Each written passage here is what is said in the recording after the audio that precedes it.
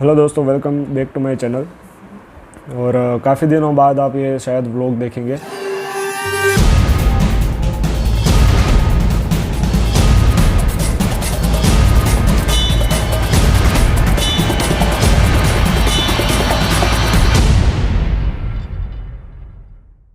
भारतीय संस्कृति चैनल में आप सभी लोगों का स्वागत मैं करता हूं। पहले तो तहे दिल से।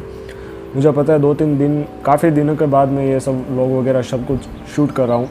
इसके पीछे का भी रीज़न आप मेरे पीछे देख रहे हो। पूरी जगह चेंज हो चुकी है। अब मैं आ चुका हूँ पढ़ने के लिए बाहर, अपने घर से काफ़ी दूर हूँ, हॉस्टल में हूँ। तो यहाँ पर थोड़ी इंटरनेट की थोड़ी प्रॉब्लम है, जिसकी वजह से मेरे व्लॉग्स डेली मैं नहीं डाल सकता हूँ। और यहाँ पर मेरे पास कोई वाईफाई राउटर भी नहीं है, जिसकी वजह से मैं आपको व्लॉग एकदम आसानी से मैं दे दूँ। तो मुझे यहाँ पर कुछ जुगाड़ करना पड़ता है, क्योंकि दोस्तों हम सबको पता है जुगाड़ भारतीयों के खून में है, तो हम कुछ ना कुछ करेंगे।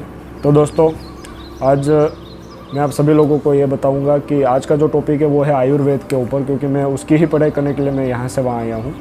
आयुर्वेद में दोस्तों अभी तो मेरा ये तीसरा दिन है हॉस्टल के अंदर, तो इतना कुछ ज़्यादा मैंने सीखा नहीं है, लेकिन मैंने सोचा कि एक छोटा सा व्लॉग मैं बना देता हूँ, ताकि लोगों की जो ये मानसिकता है MBBS आयुर्वेद होम्योपैथी के बारे में, तो वो सब कुछ दूर हो जाए। स्टार्टिंग होती है दोस्तों वहाँ से कि जहाँ से भारत ने गुलामी शुरू की थी, क्योंकि जब अंग्रेज़ आए थे और भारत ने जब उनकी गुलामी की थी, तो उन लोगों ने जो डिवाइड एंड रूल की जो सिचुएशन लागू की थी वो हमारे स्टडी के ऊपर उन्होंने लागू की थी, ना ही कि लोगों के बीच में। तो दोस्तों उन्होंने हमारे जो प्राचीन वैद्य थे, जो उस ज़माने में जो लोगों को, जैसे हमारे जैसे बच्चों को वो वहाँ पर संस्कृत के क्लासेस करते थे और उन्हें वो बताते थे कि आयुर्वेद क्या है, वो उन्हें पढ़ाते थे। तो दोस्तों तो उन अंग्रेज़ों के जो कुछ ना, आप सब लोगों ने जलियांवाला बाग हत्याकांड के बारे में सुना भी होगा और आपने उसकी कुछ तस्वीरें देखी होगी। आज भी अगर आप वहाँ पर जाओगे तो आपको पता चलेगा कि तब कितना क्रूर उनके ऊपर सब कुछ किया गया था। वैसा ही हमारे प्राचीन वैद्य के ऊपर ही ऐसी सारी बातें गुजरी थी, जिसकी वजह से उन्होंने ये कहा कि आप अपनी पढ़ाई छोड़कर आप हमारी जो पढ़ाई वो आप अपने बच्चों को सिखाओ। उनका ऐसा कहना था, ताकि उनका जो पूरा एक साम्राज्य है हम उसके अंदर शामिल हो जाए। और ऐसा ही दोस्तों हुआ। हमने क्या किया दोस्तों, हम आज भी हमारे लिए जो इंग्लिश है वो काफ़ी बढ़िया लैंग्वेज, इंटरनेशनल लैंग्वेज हो चुकी है। क्यों? क्योंकि उन्होंने हमारे भारत देश पर जो था उन्होंने राज किया था। हमें 200 साल हमने गुलामी की थी। अगर हो सकता है अगर भारत कभी अगर उनके ऊपर अगर गुलामी की होती तो आज इंटरनेशनल लैंग्वेज हिंदी होती। लेकिन दोस्तों कोई बात नहीं, जॉब हो चुका है, तो वहाँ से तो पढ़ती हमारी शुरू हुई थी। लेकिन अब क्या हुआ, सभी अच्छे ही है, लेकिन सबका एक इज्जत होती है, सबकी एक मान मर्यादाएं होती है। तो आयुर्वेद को भी आप थोड़ा बहुत मान दें। तो अब मैं आपको पूरा हिस्ट्री बताता हूँ। आयुर्वेद की जो स्थापना है वो 5 से 4000 साल पहले। अब आप ये सोचेंगे कि भाई पहले 4 से 5000 साल आता है। नहीं दोस्तों, ये ईस्वी सन पूर्व, यानी कि यीशु ख्रिस्त के जन्म से पहले 5000 से 4000 साल पहले से आयुर्वेद की स्थापना हुई है, जो कि पूरे पृथ्वी के ऊपर सबसे पुरानी हम कह सकते हैं वो कला है। और इसके बारे में बात करूँ तो आयुर्वेद को सामान्य तौर पर ब्रह्मा विष्णु महेश तो हम जानते हैं कि इन सृष्टियों की रचनाएं की है।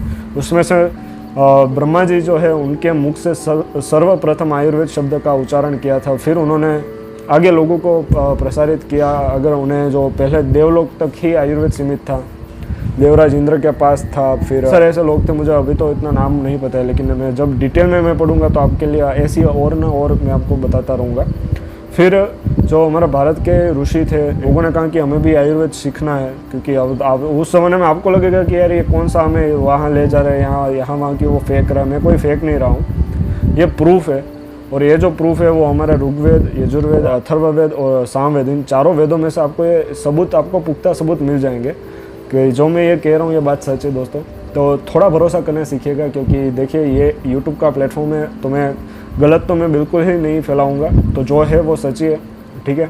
तो जो ऋषि थे वो तब उन्होंने तपस्या की और उसके बाद वो गए देवलोक में, और वहाँ पर जो थे उन्होंने कहा कि हमें आप सिखाइए, ताकि हम भूलोक पर भी इन सभी लोगों को आयुर्वेद के बारे में हम सब दोस्तों बता सकें।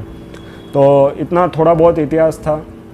तो फिर आगे सब हमें पता है ऋषि मुनियों की परंपरा कैसी थी कि एक आश्रम हुआ करते थे, जिसमें जो एक ऋषि थे, हमारे जो गुरु हुआ करते थे, वो एक पेड़ के नीचे बैठकर अपने शिष्यों को सब कुछ बताते थे, सिखाते थे, लिखवाते थे। इसी तरह रामायण महाभारत की भी स्थापना हुई है।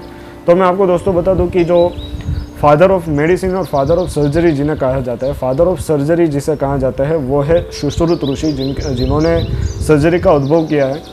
किस तरीके के उन्होंने जो भी सारे जो इक्विपमेंट्स हैं वो बनाए थे, अगर आप शायद विश्वास नहीं करोगे, मैंने जितना जाना है, मैंने जितना पढ़ा है, तो हमारा ये जो बाल होता है उस एक आप बाल को निकाल दो तो और उस बाल के 2 टुकड़े कर सके उतने धारदार हथियार सुश्रुत ऋषि ने बनाए थे।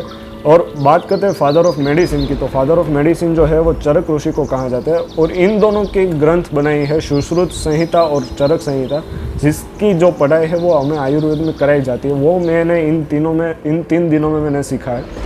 बहुत सारा पूरा इतिहास है इसके पीछे भी, क्योंकि ये हमारी भारतीय संस्कृति और उसके सभ्यता के साथ ही जुड़ा हुआ है। उसमें पंचमहाभूत आता है, फिर सप्त धातुएँ आती है, फिर बहुत कुछ यहाँ पर आता है। अभी जितना सीखा है वो मैंने सोचा कि आपको बता दूँ। तो बस इतना आज का ये वीडियो है, तो मैंने सोचा कि आज एक व्लॉग बना देते हैं। कल शायद आप ये जो व्लॉग देख रहे हो मैंने कल शूट किया था, आज मैंने अपलोड किया है। तो आई होप दोस्तों आप सभी लोगों को ये इतिहास थोड़ा बहुत जानने में मज़ा आया होगा। अभी क्या है, जो वातावरण आप मेरे पीछे देख रहे हो, मतलब मैं अपने घर से दूर हूँ, तो थोड़ा कंफर्ट जोन से बाहर निकलने में मुझे थोड़ी तकलीफ होगी। ऐसा नहीं है कि ठीक है, अगर जो सब लोग उनके लिए तो सभी जगह एक ही होती है, वो चाहे कोई दूसरे देश में ही क्यों ना जाए, वो व्लॉगिंग करने से कभी पीछे नहीं हटता। लेकिन 19 सालों में पहली बार मैं हॉस्टल में आया हूँ रहने के लिए, तो मुझे थोड़ा कंफर्ट जोन में आने के लिए थोड़ा मुझे समय चाहिए। तो उसके बाद मैं रेगुलरली व्लॉग बनाऊंगा। मेरी 2 चैनल है, ये जो चैनल है वो आप पहली जो देख रहे हो भारतीय संस्कृति वो है, दूसरी जो चैनल है वो मैंने डिस्क्रिप्शन में उसकी लिंक दी हुई है।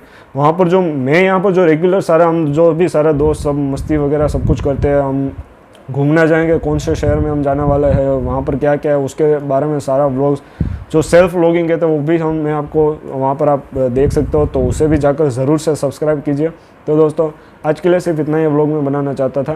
तो आई होप दोस्तों आपका ये जो मेरी थोड़ी बहुत जानकारी है वो पसंद आई होगी। अगर आप आयुर्वेद में थोड़ा बहुत भी इंटरेस्ट आप दिखाना चाहते हो या आप दिखा रहे हो, तो मेरे आने वाले जितने भी वीडियोस है उसे देखना मत भूलेगा और फर्स्ट से लेकर एंड तक ज़रूर देखेगा। तो दोस्तों इसी के साथ आज के जो वीडियो है उससे मैं आप सभी लोगों से अलविदा करता हूँ और मिलूंगा एक बहुत ही जल्द एक नए वीडियो के साथ with animation and photo animation also.